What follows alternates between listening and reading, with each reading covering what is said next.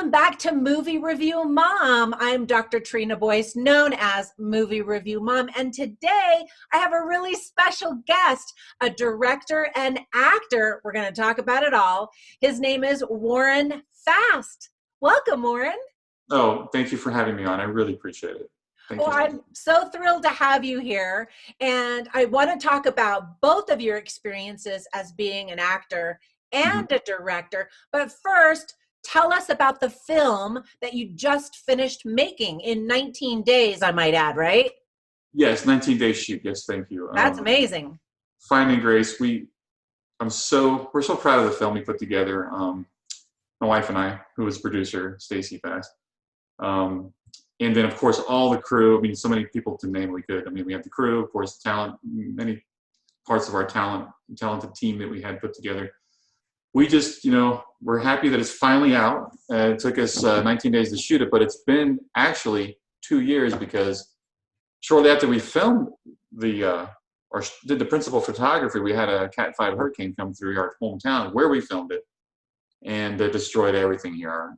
All the sets, everything. So we were kind of at a disadvantage with pickups and reshoots and that kind of thing. So, but Finding Grace is about a family that is going through some difficult times, and it's a family that had a base of faith at one time, and it we get to follow the journey of this family, how they can overcome some of these obstacles that kind of gets thrown into their path, and how they overcome it by coming together, remembering their faith, remembering their relationships, and trying to heal some things, and kind of overcoming all the things that are placed before them.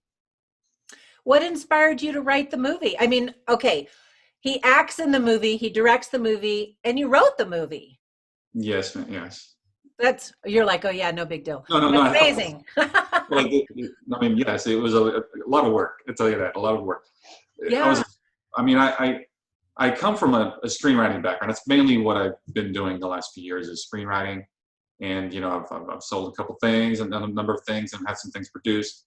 But this, I wanted to produce my own and direct and get involved in that.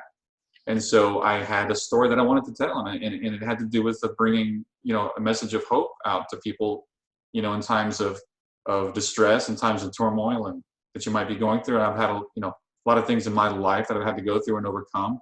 And to me, faith helped me a lot. There's more than a faith theme in this movie, but that did help me quite a bit in my trials and how I got through them. And but I know that family's a big thing, relationships are big, and being able to heal things that you run into along the way through relationships helps, and being able to be humble and kind of introspective and things like that, and those are the kind of things that help. So I think that hopefully we reflected some of that in the film, and I wanted to do that. I wanted to tell that story. And hopefully we accomplished that. Hope to see. Yeah, I love that you just mentioned healing, because I found that to be a very strong thread throughout the entire movie. Faith, because it's a religious-ish movie, of course, but just healing. And I think the timing of the movie is appropriate as this country is going, well, not the country, the world is going through a pretty tricky time. And there's a lot of healing that needs to take place physically, spiritually, always, but even emotionally. A lot of people who are pretty rock solid are struggling with emotions in a variety of ways. So I love that message of healing and hope, and of course religion. Thank you. And I love that you mentioned the part about what we're going through now, because it's times like this that you see sometimes people have they seem everything is kind of like great and steady and stable, but it takes one little thing to set them off, and they kind of go off track with things, whether it's emotionally or physically or anything like that, or emotionally, they kind of go off with these triggers that happen. I mean, a lot of people are suffering right now, whether it's, may not have a diagnosis of a virus, but they're going through a lot. I mean, this is a lot. We're all kind of stuck in our homes, and or if you're not stuck in your homes, you're out there really working hard to try to, get things back in order. And, families are suffering, they're going through thing, so it's interesting that it did happen where the movie is being released now. That wasn't planned that way. Again, it's 2 years. We hoped to release it, a long time ago, but we had a couple things that happened along the way. So there's a reason for all things, I think. I think so too. And so tell me why you chose to create a religious or faith-based film as opposed to something like Geostorm. You acted in Geostorm, like something like that. Well, I'll tell you, I have my love is sci-fi, and I love those kind of films. And maybe we can touch on that later. But I love all genres of film. I just like any good story. I felt that again, being a believer, I wanted to, I love my Savior, and I wanted to be able to honor him and his gospel with a film. With the first one out the door, I thought maybe let's do this and be able to present his gospel, but in a way that I'm not just preaching to people. I wanted to come up with a story that I can say, what, let's give an illustration of his gospel, and it's in a way that hopefully we can present it and people can receive it, whether it's internally, subliminally. I'm not trying to say it's a subliminal message or anything, right?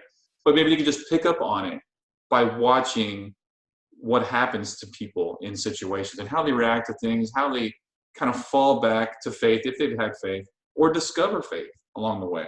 So that's kind of the reason I wanted to tell that story, at least for my first one, as far as directing and so forth. Well, I think that's so sweet. And I think one of the strengths of the movie is that it's not a preachy Christian movie. Certainly the element of faith is there, and it's clean and family friendly and all of that. That is great.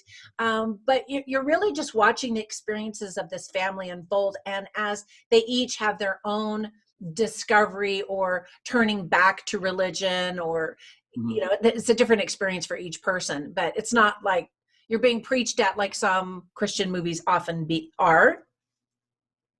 Well, yeah, I wouldn't criticize that. There's so many great movies out there. So there are some that maybe could tend to do that. And I see how it's easy to do that, to fall back on, a lot of scripture and preaching and things like that. It's nothing wrong with that. I just wanted to kind of limit that as much as possible. I wanted to see people to identify, hey, this is really a faith-based movie, but not realize it's a faith-based movie. If you know what I'm saying? Like they walk out and say, wow, that movie was kind of like about the gospel of Jesus Christ, but they didn't really know that going in, or feel it was going to be that way going in, if you know what I'm saying. Right. So people who maybe are not of faith or belong to a particular religious denomination can certainly enjoy it and get something out of it. And I love that you didn't necessarily identify one religion, Christianity, I think, in general, but not one of the Christian sects in particular. And in fact, you made it a point to include people of various faiths in the production of your film, right? Oh, yes, we did. I mean, that's the point. See, when I had this story, the story attracted people from all faiths, and people that had maybe not really any faith at the time or any particular faith. They just saw a good story. They wanted to be involved in it. Again, the messages in there are not necessarily all faith-based. So that's the cool thing about it, that I hopefully was able to, I think, accomplish by assembling the team. They recognized that. And so there are many different kind of people on the film that just wanted to tell a story. And they each had their own part in telling it, which is cool too, of course. Great talent, the crew involved, the post-production people that were involved, all of that. Yeah, it was, thank you. Yeah, I appreciate it. And I like the fact that, yes, that somebody with no faith at all, or maybe never even thought about faith at all, can come into this movie and just say, well, I can think about that, and maybe pull out a Bible and take a little bit of a read, maybe kneel down, maybe try to talk to God if they've never done it before, and just think, is he there? Can he talk to me? And is he really my Father in heaven? And kind of discover those things along the way, just as a message, a reminder. Yeah, I love that. Now, as a new director, do you think you want to be a director known for faith-based movies, or do you think you'd like to try something different next time? Or what are your next projects that you're working on? Thank you. I wouldn't mind being known for that. For being known at all is great, obviously.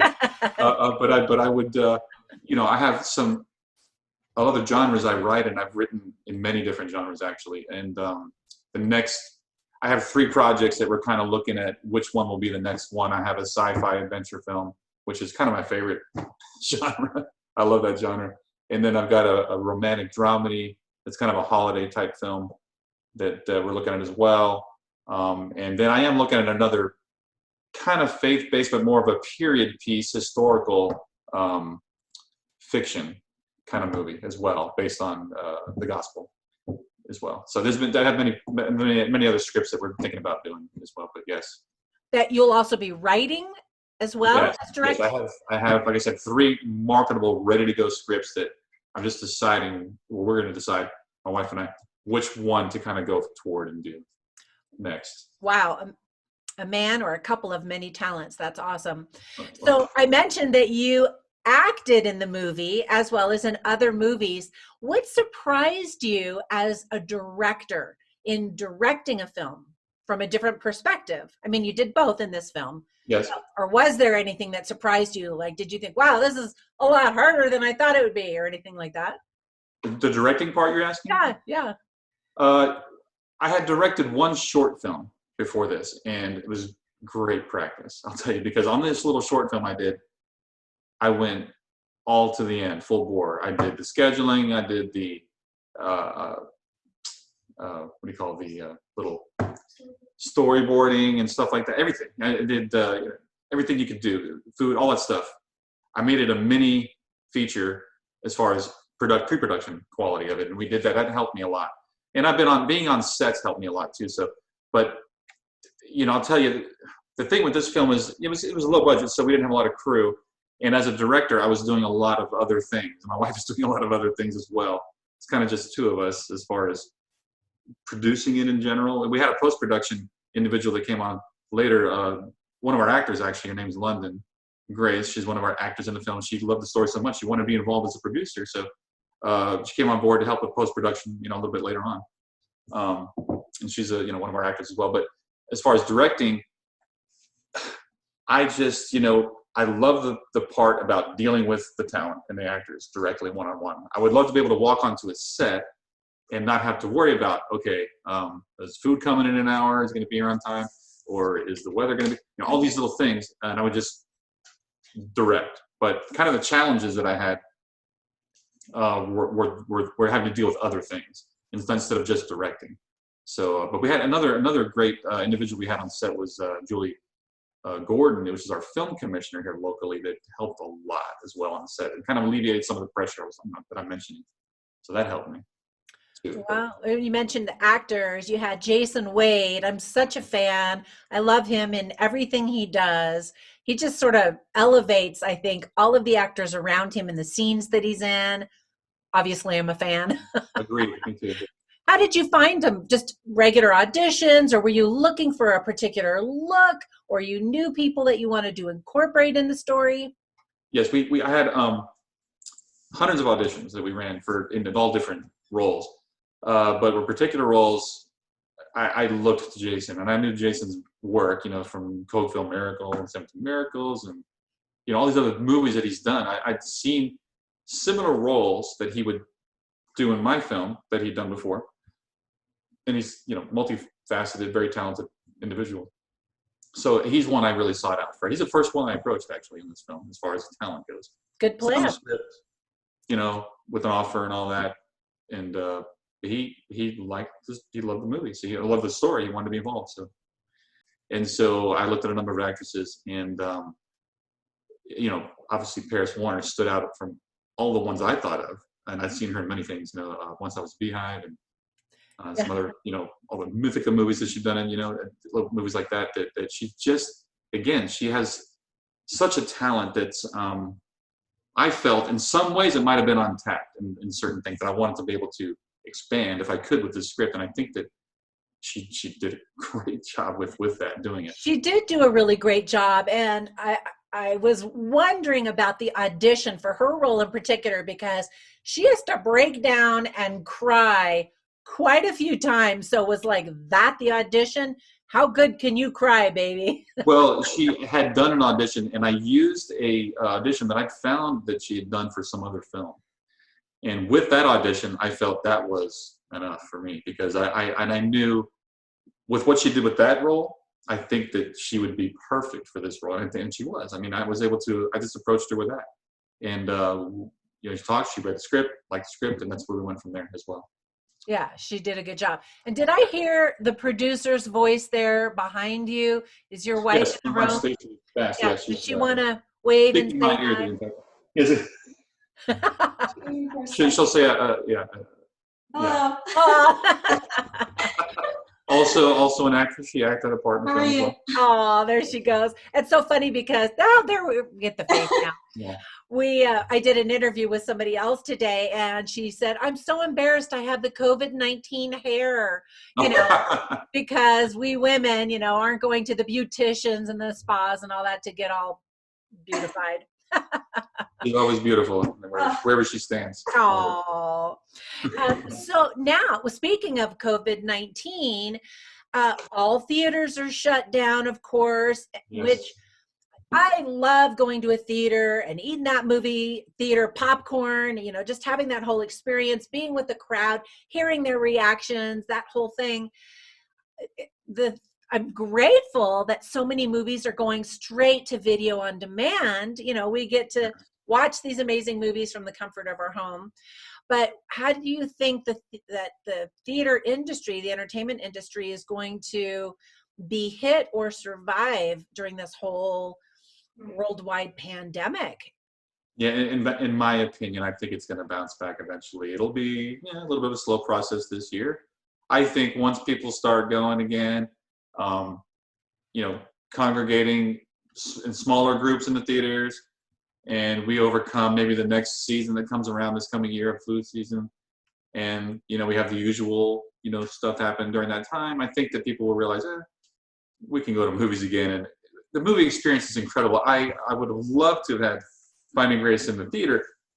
I wasn't really targeting a theater as far as this production. I knew this was kind of a television movie. I pictured it like a TV movie, and that's what I targeted it as, and a streaming video.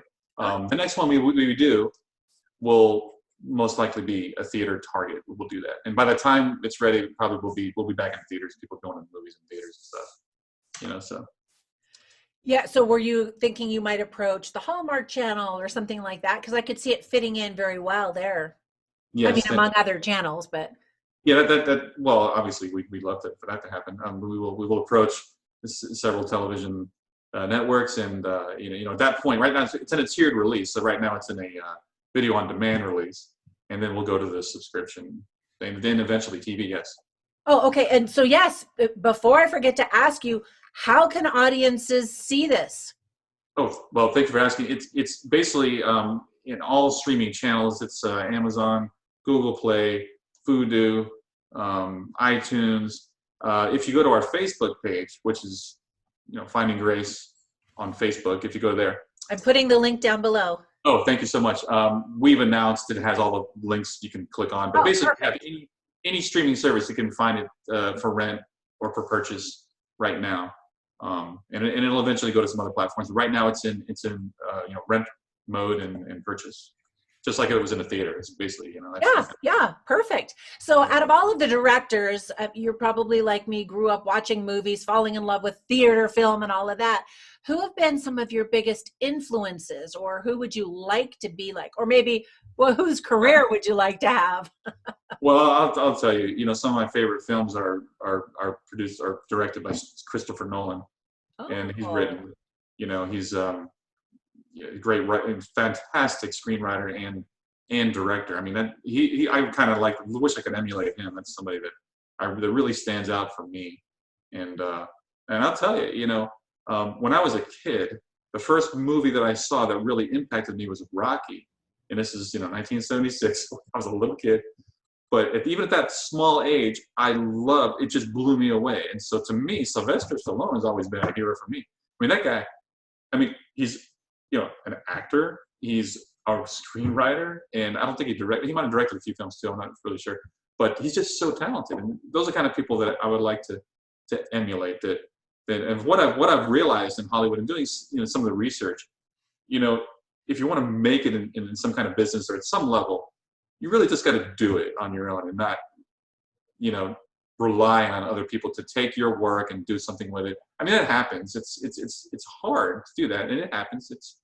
But that's why the reason I wanted to do my own, because I've sold a couple things, but I wanted to just put it out there myself, do all aspects of it, see what happens. If it fails, it's on me. If it's a success, maybe we can share the wealth with the team and talk about it and have fun. Oh, that's cool. Because I was just going to ask you, what advice would you have for future filmmakers, guys and girls out there who would love to do what you're doing? Oh yeah, if you have if you really want to be in the business, I guess as a director, a screenwriter, or anything like this, or filmmaker, I would recommend first of all, do the research to know the pitfalls of what may happen along the way. Prepare yourself for a good pre-production, and to do all aspects of pre-production. Get it ready, so when you're ready to shoot, everything's done. All the contingencies are in place. Even the little things like food, transportation, housing, all that stuff, have it all in place. It's a lot to think about, but do the research on it first before you do it. And then have a good story to start with. Share it with your friends, share it with your enemies, and make sure that you get a good feedback before you do anything with it. Get a script together, polish it up, and then try to attach talent to that script. That usually helps. It could help, with some funding. But you might end up getting funding just from the script alone too. That happens as well. And if you might have a budget that you're shooting for, but you may not attain the budget you're shooting for. And I would recommend, in our case, like for me, I had a budget I was shooting for. I'm like, okay, so what did I obtain? About half the budget. It's okay. Let's make it work with half the budget, and we did, and it worked. So that's kind of what we did. And I was going to make the movie no matter what. That's what I knew. Once I made a decision and the things were in place, we had a pretty good story, we were going to make the movie, and we just made it work with what we had. That's impressive. Really. Thank you. And I would recommend, if you're going to make a decision, can follow through with it. That's all I have to say. Do you think your prior experience as an actor also was helpful as a director? Yes, very much so. I think that it really helps as a director when you're dealing with the talent. I mean, for example, I love the collaborative process. On this film, the actors had great ideas, and you have to think about it too, because when you go in to make a film, you have a script, right? Your script. You got to remember that script is just an outline.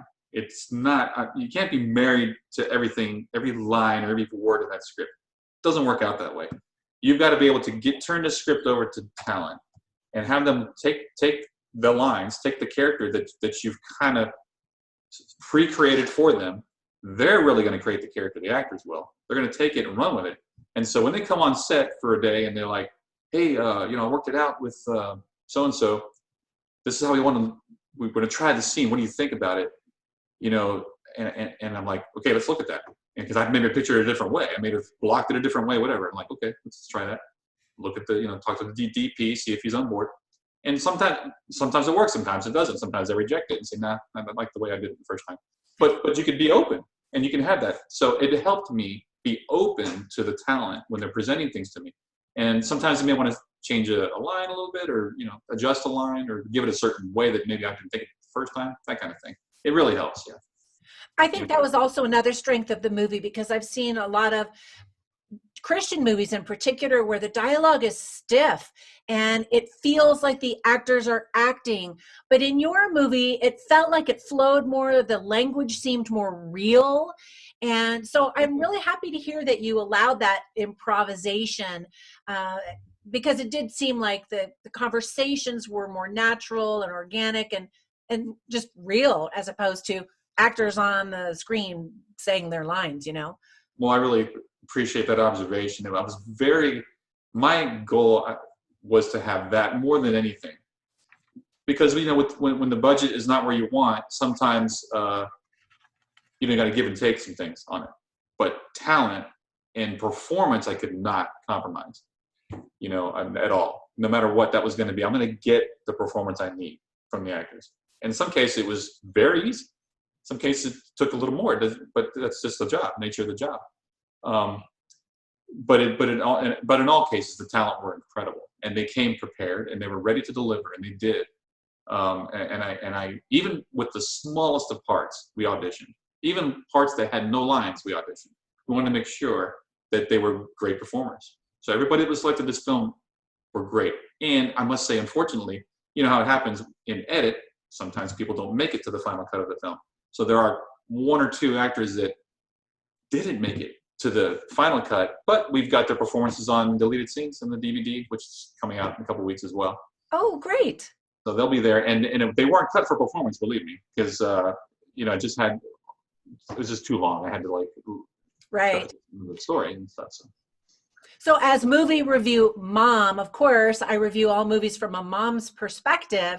And so profanity is always something that, you know, makes my ears perk up, and I want to give parents the heads up. And I love, this is another strength of your movie, I think, is that there was one word that I would consider sort of profanity, but a character says it and then another character immediately scolds her, and that's it. You don't hear anything other. That's it, right? And it wasn't like a hard profanity word. No, and I'm so glad you mentioned that too, because that was kind of controversial. Oh, really? Well, because, you know, again, some of the Christian outlets, absolutely nothing they will take that has any hint of profanity. And I'm like, well, it's not really profanity. The word is in the Bible. And in the context, I guess it's kind of, you know, not respectful, it's used. And like you said, immediately, in Alaska says that, we can reveal that, you know, and she's a rebellious teenager at this point, but her father immediately corrects her. And so there's a lesson in that scene, I think, that gets across to 12 and above kids, I mean, whoever would see the movie. You know, it's not, it doesn't affect the story. It's not egregious. So, and some people wouldn't even consider it a profane word at all, really. Right. I mean, for me, I don't say that, but and in her character, she's such a beautiful girl with or without makeup. And so, of course, you had to make her appear a little hardened, you know, and disrespectful and rebellious. And so that was probably the most mild word she could have said, really. But you have to be able to see some kind of a transformation or a change. You know, I always look for that character arc in a story as well. Thank you. And yeah, and there's all kind of lessons in that little scene about the, you know, what does she even recognize? Does she even she's slipping, you know, she doesn't even recognize that she's maybe slipping in that way. She's like, oh, did I say something wrong? That kind of thing. And so, and then you have the lesson of the father, and then she's trying to tighten things up again. And yeah, but, and again, Paris Warner, I mean, who plays that part, is so versatile. She can go from that hardened to the soft and the sweet, and the, you know, you see her arc throughout the film, and she just carried it so well and was able to do that from scene to scene, you know, in a progressive, because we obviously didn't film in a progressive, like most films. We filmed all haphazardly, different scenes in different days, you know. So there is a very serious issue that's addressed in the movie, and I just wanted to congratulate you because I thought you handled it very delicately, and it's one that I think people will really appreciate. I won't say what it is. Oh, okay. Thank you so much for that. But yeah, and there are a number of, you know, other issues that people would identify with, is what I'm saying, and serious ones that people are dealing with, and you know, a lot of us have dealt with, and hopefully they can receive some kind of, I mean, a different perspective maybe on it, kind of, if you will, that kind of thing. Did you have personal experience with that particular, we're being so vague, but did you intentionally want to include that in the story because you had some things to say about that issue? No, not particularly. No, I didn't. No, I wanted this movie to be completely original without relying on any past experience or anything like that. It was just a completely original story. I just felt that, you know, some of the situations that I created, you know, the characters kind of wrote the story. Like once I created the characters, it kind of came out. These situations kind of wrote themselves. It seemed that way anyway. And I just felt that this issue was kind of a natural progression in the family situation, if you know what I mean. Right. Yeah. Good. My big question is, how do I get to work on your next film with you? Well, we'll definitely keep whatever you'd like to do. Keep you in mind for things, and we might film in Utah. That's one of the places. Utah's a great place to film. Well, I live in Vegas. Come to Vegas Oh, and do a sorry. sci-fi where Vegas gets destroyed or something. Vegas is, well, Nevada has tax incentives too, I believe. They have great. Yeah, they do. That's true. We don't know where we're going to film actually. The immediately next film, those 3 projects I told you about were great. Actually, I do have a project that I do have talent attached to. There's some funding there. We may do that one first. It's more of an action thriller, and if we're lucky, we may have to do it in Canada. We're not sure. Wow. So we're just not sure where we're going to be at and what's going to happen over the next few months, because the way things are going with the world and financing and all that, and how things are happening.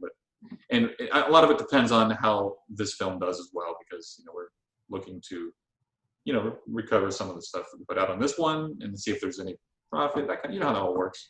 Movie business. Yeah. All right. Especially indie movie business, when we got to fund a lot of stuff ourselves or find creative ways to fund. Right. So people can support this movie by certainly seeing the movie, right? Yes, Yeah. it's available. Yeah. And I hope that they do, because I think it's really lovely. In fact, the very first scene, there's just some lovely music playing. And I thought, okay, this is going to be a pleasant experience. And of course, it's a very dramatic experience, but it's a very family-friendly movie in many regards. What do you hope that people take away as the biggest lesson learned from this movie after they view it? I hope that people can take away that, no matter what circumstances you have right now, what situation you may be going through, you can get through it. We're here to go through these obstacles. If you're a believer, like I am, I believe we are here to overcome things. The Lord, He gave us this beautiful world to live in, but unfortunately, it's kind of a fallen world, and we've got things that we may have to go through while we're here. But that's why He gave us a lot of resources. He gave us family. He gave us friends. He gave us other things. He has His Word that we can look to.